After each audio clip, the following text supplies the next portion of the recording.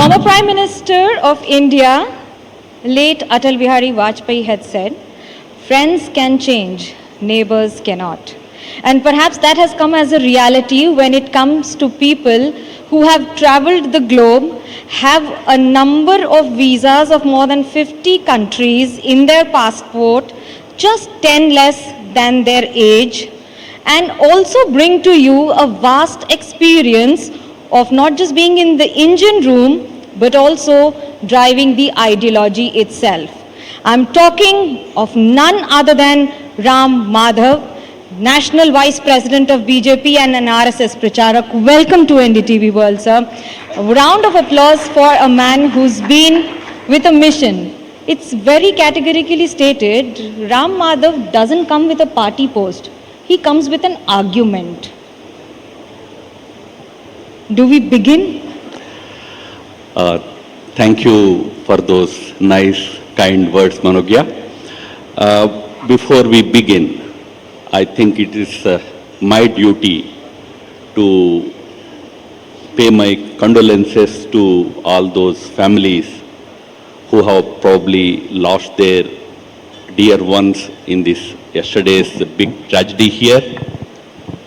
The entire 1.4 billion Indians stand with the people of Nepal in this hour of big tragedy. We all know that Indian government is also already extending whatever necessary support that Nepal requires from its side. In fact, as my flight landed, behind me came the second flight carrying the relief material from India. One flight had already landed yesterday and the second flight arrived today. We are all with you and we are really hopeful that with the active, relief activity that is being undertaken by the current government, Nepal would overcome this tragedy. Unfortunately, from time to time, Nepal is facing such tragedies. I remember what happened in 2015. 10 years later, again, a similar kind of situation is being faced. Please remember that the whole country and the government of India is with you in this hour of crisis. Also, I would like to congratulate the NDTV management, Rahul and Manogya, and all the team members for organizing this event in Nepal. You started with Vajpayee ji, तो मैं कबीर का एक दोहा से शुरू करता हूँ. कबीर का एक दोहा है, लोग कहते हैं कि भगवान आते नहीं, पर द्रौपदी जैसा कोई बुलाते नहीं. लोग कहते हैं कि भगवान खाते नहीं, मगर शबरी जैसे कोई खिलाते नहीं. कभी कभी लोग कहते हैं कि नेपाल इंडिया में दूरी है, नेपाल में थोड़ा एंटी इंडिया सेंटिमेंट है वगैरह वगैरह. Remember, India's relations with its neighbors are not just state to state, government to government relations. They are much more strong, that they are stronger at people to people level. When we strengthen people to people engagement, all those things will become immaterial. I mean, no such things we will encounter, we will face. So, Nepal की जनता भारत के साथ जुड़ेगी जब NDTV जैसे organisations, when they come forward and do these kind of events. I wholeheartedly congratulate NDTV for this initiative, and you took up such a wonderful name. My hearty congratulations to you. So just taking you forward to the next question is, there has been a Gen Z movement in Nepal that changed the country's scenario completely forever. And there has been a Gen Z movement in India. What are the differences between the two and why so? Two different situations and two different outcomes also we know. There was a particular situation in this country last year which led to that massive popular outburst, and it had resulted in a major change in the political dispensation here. It's completely a domestic issue of Nepal. From outside, obviously, we should not be commenting about it. Whatever decision people of Nepal or youth of Nepal they took, is in the interest of their country, and that is their prerogative also. But as far as India is concerned, let me tell you something very important. We have to be a little careful about these new terminologies that are coming into vogue. Gen Z, Gen Alpha, Millennials. Nowadays I have heard something as Zillennials. How much do you want to divide our youngsters? India is a country of massive youth population. We are very proud of our youngsters. But they are not just one group that represents the entire youth of our country. Of course, any group of youngsters in India, if they have a concern, if they have some issues to take up with the government of the day is always willing to engage with them. And that's what happened in Delhi last month when the youth, a section of our India's youth, which is categorized as Gen Z, but वहाँ तो Gen Z से बहुत सारे अलग लोग भी थे. There are many other people also, but that is immaterial. But the issues raised were immediately addressed, and the movement's agenda was fulfilled. But remember, that's not the only youth in India. No, I come from BJP. We have a youth wing called Bharatiya Janata Yuva Morcha. We have a massive youth following in our party, which is with the government, with the Prime Minister Modi. And outside of BJP Yuva Morcha, there is RSS, which is the most powerful youth organization in the country. The so-called Gen Z is in largest number in RSS. They are in very big numbers in ABVP. So India's youth is not just the youth that you saw at the Jantar Mantar, although that youth comprised of all these different sections of our society, and they had certain concerns. Those concerns were very effectively addressed by the government of the day, addressed by Prime Minister Modi's government. Well, he also took to the Instagram for it to address a lot of issues. But we need to understand that there are murmurs of an anti-India narrative in the youth in Nepal. Do you agree to that? What is the reality behind it? I keep hearing about it from time to time. Nepal का मेरा संबंध तो काफ़ी सालों का है. I have been coming to this country for many years now. I have been meeting with the not just the political leadership but also the social leadership, the people here. I don't agree with that kind of a discussion about the people of Nepal, that there is an anti-India sentiment.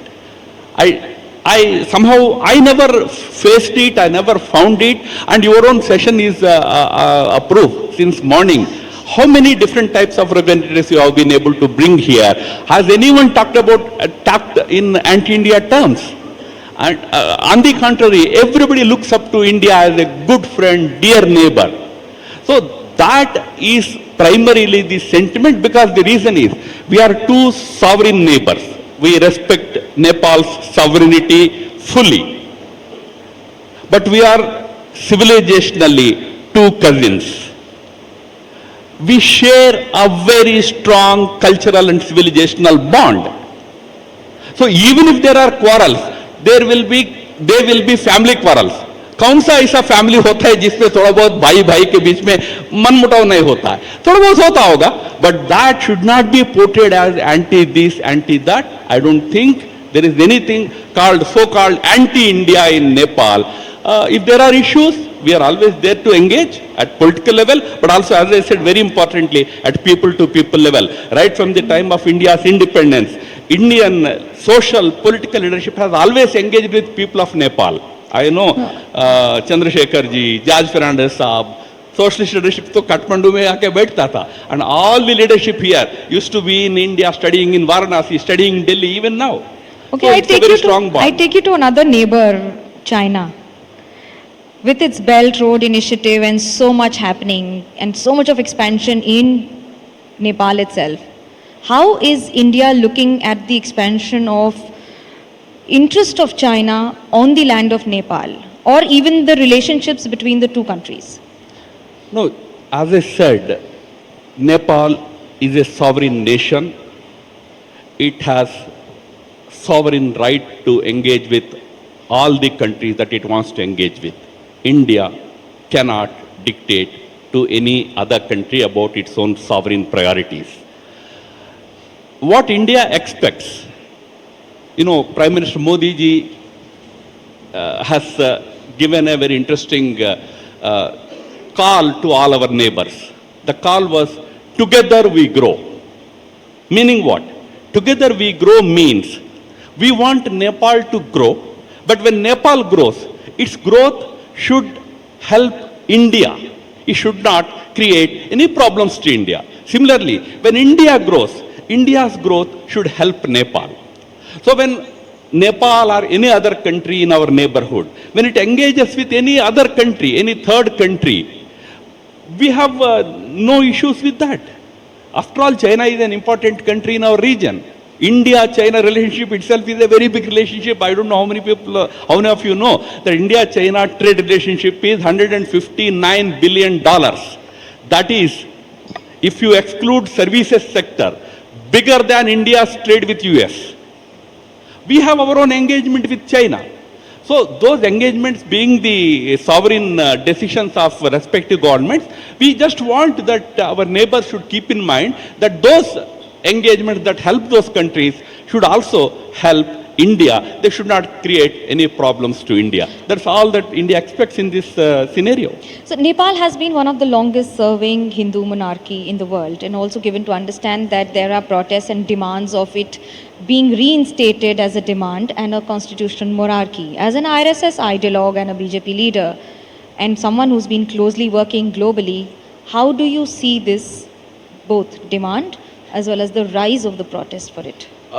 As I said, people of Nepal, they have the power to decide what kind of a political system they want, not somebody sitting in Delhi or somewhere else. So people of Nepal decided in their wisdom that they wanted to have a functional democracy here. And yes, they have a good democratic system, democratic government here. So let them decide. There can be different voices, but democracy is generally the most respected and most accepted political system in the entire world. We are happy that people of Nepal have a good democratic government in place, and I hope this current system that they have, the current government that they have now, will be even more stable. Of course, they had government, there were sometimes a little unstable, but it seems there will be more stable democratic system, democratic government here. It's the decision of the people of Nepal. There's a treaty between India and Nepal on 1950 treaty. There are also multiple demands of it being revisited or revised. What are your thoughts on it in present scenario? Look, these are all G2G issues, government to government issues. It's not for everybody to comment upon whether some treaty should be revisited or not revisited. If there is any such demand coming up from either side, it will be discussed at the government level. There was a map that was introduced where Kalapani and other locations were shown a certain way. What is your thought on it? Any objections, or is it acceptable? So India conveyed its views on that through the representative of our Ministry of External Affairs, and subsequently whatever necessary communication has to happen with the government has happened. I think the issue ends there. The induction of Nepali Gorkhas into Indian Army has been stalled for a few years. Do you think that revisiting it will add to the relationships in certain way? Especially after the Agniveer schemes. Yes, right from the time of the British government in India, there has been this tradition of citizens of Nepal, especially Gorkhas, joining the Indian Army. If that tradition continues, in fact, Army Chief was here a week or 10 days ago. He also discussed about this issue with the government here. So I hope the government here takes an appropriate decision on that. We also have a border that is as porous as it can be for, of course, transactions and transitions. Do you think that there are any kind of threats that needs to be addressed with the border management between the two nations? If so, what are they? We have different groups studying the issues, groups that comprised of Indian representatives and Nepal's representatives together, studying the issues between India and Nepal as far as the border is concerned. I don't want to give that, description of porous border and all that. It's a border. But we, as I said, being a very strongly civilizationally bound two peoples, it is bound to be porous. We bound to meet with each other frequently.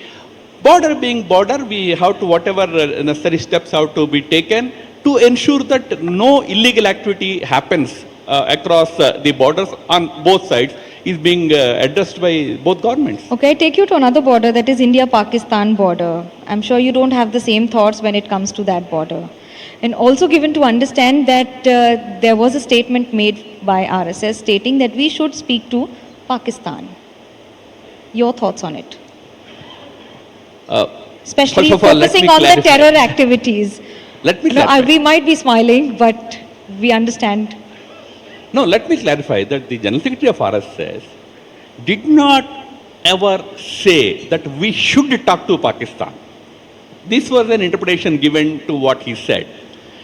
What he said actually was, look, there are big security concerns when it comes to dealing with Pakistan. Government should be very firm in dealing with those security issues.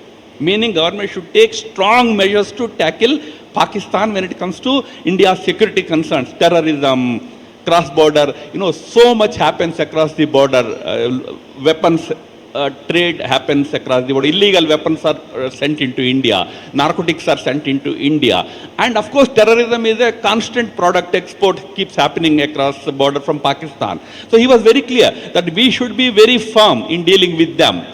And the subsequent question when asked, what about people to people, he said, if people to people is to happen, let it happen. It was a casual comment. Not that you should now start doing something new. As far as people to people is concerned, we are already engaged. Our two countries are. We play cricket. We play cricket not in India, not in Pakistan, but we play in Dubai, we play in London, we play in other places. We have sports engagements. So those kind of whatever possible engagements happen, they happen, but at the government level, there is no change in the attitude of Pakistan as far as India is concerned. I'm just talking, giving you the India's viewpoint. There is no change in Pakistan's attitude with respect to dealing with India. Operation Sindoor happened just 1 year ago. It's 1 year ago we went and destroyed their terror headquarters in Muridke, in Bahawalpur and other places. In 1 year, they rebuilt them. Who is rebuilding them? The support of the government to those terror outfits is very much intact there, very much there even to this day. As long as that kind of an attitude continues in the dispensation there, the government, the leadership there, the leadership is army leadership. As long as they continue to patronize terrorism, continue to promote anti-India activities across the border, there cannot be any engagement possible. It's clear. We conveyed repeatedly that terror and talks cannot go together. That stands as important and relevant today as it was 1 year ago or a few years ago. You've been very crucial in Jammu Kashmir and multiple signing of agreements that have happened with the government of India and other states also. But also to give an understanding, where do you see the present situation of Jammu Kashmir according to you? Look, Jammu Kashmir has it's now a union territory in India.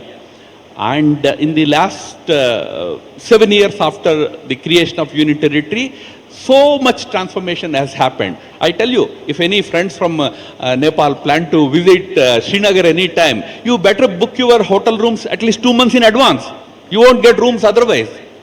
It is such a now popular tourist destination. So today, so much has changed in Jammu and Kashmir in the last 7 years. Prior to that, we did have a government which was a coalition government between BJP and the regional Jammu and Kashmir regional party called the PDP. Necessity of the time compelled us to form a coalition government, which we did, we formed. When we formed, I did not say this publicly on any other forum in at least last 10 years. Let me say this from the NDTV forum today. The Chief Minister, Mufti Muhammad Saeed, he told something interesting to me when we finalized the alliance. He said, look, Mr. Ram Madhav, I am placing the destiny of my 1.3 million people in the hands of your government, Prime Minister Modi's government. This was his words when we formed that government. And I can tell you, after 10 years, we have bettered the destiny of Jammu and Kashmir. You have a better Jammu and Kashmir today. As to what it was 10 years ago, that is the greatest, greatest support or, effort that was made by Prime Minister Modi's government. Things have greatly improved in Jammu and Kashmir. Okay, Ram Madhav ji, a small question on Uttar Pradesh. Since we are in Nepal and Ram ji and Sita ji ka jo rishta hai, that comes on a very, very solemn note here. The Chanda Chori issue, where do you see it going in India, UP, especially in the elections? It was an unfortunate aberration. It was not any rule. It was just an unfortunate aberration. Remember, the issue of Chanda Chori was actually identified. It was found out by the administration of the temple only, no outsider. कोई बाहर से आके बोला कि चंदा चोर हो रहे नहीं. The temple administration found out that certain wrong things were happening in a small group, about 20-25 people. That was immediately addressed. Those people who were indulging in that kind of an activity were immediately apprehended, they were arrested, and the matter ended there. And subsequently, the temple administration has taken many steps. Now they are appointing a CEO, Chief Executive Officer, to oversee the entire functioning of the temple.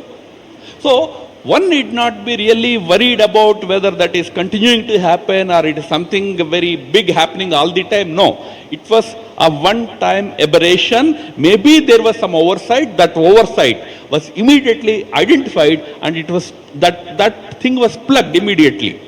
So I think nobody needs to really worry about it. It's very well managed. It's a very well managed temple today. And my last question to you, what 3 things have changed once you've made a comeback as the National Vice President in BJP?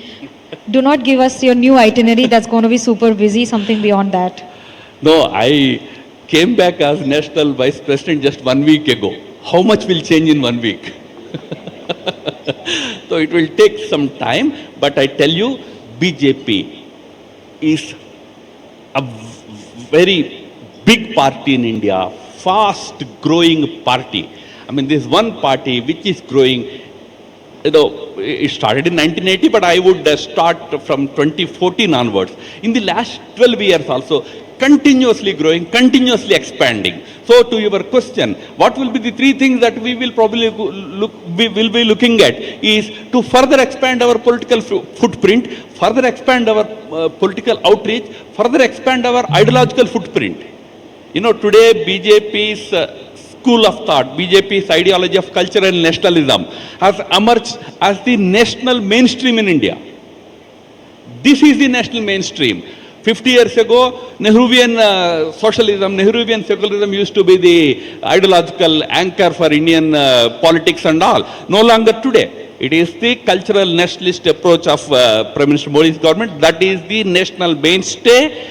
That footprint will expand further. We have to win a few more states. That also will complete. We are in power in 22 out of 30 states in India. 22. That means 8 states are remaining. As a political party, we aim to capture those 8 states also. That is our objective in the coming years now.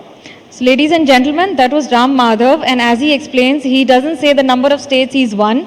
He states there are 8 states left to be won. That's the mathematics of a politician, absolutely in opposite of what you would think of. Thank you so much, Ram Madhav ji, for joining us on NDTV World. My pleasure.